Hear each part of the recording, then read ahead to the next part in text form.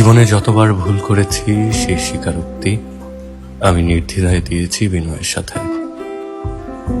যখনই অনুধাবন করেছি ভুলটা আমারই ছিল, আমি অনুতপ্ত হয়েছি। আমি শুরু থেকে এরকম ছিলাম তা নয়, ধীরে ধীরে বদলেছি। আমি যখনই দেখলাম নিজেকে সঠিক প্রমাণ করার চেয়ে ভুল মেনে নেওয়া সহজ, ঠিক তখন থেকে আমি নিজেকে সঠিক দেখানোর প্রয়াস ছেড়ে দিয়েছি। আগে কখনো কেউ কোনো সিদ্ধান্ত জানালে তার সিদ্ধান্ত ভালো না লাগলে সেই সিদ্ধান্তের দ্বিমত পোষণ করতাম। এখন মানুষের সিদ্ধান্তের বিপরীতে আমি সবসময় একটা কথাই বলি, আপনি যেটা ভালো মনে করেন।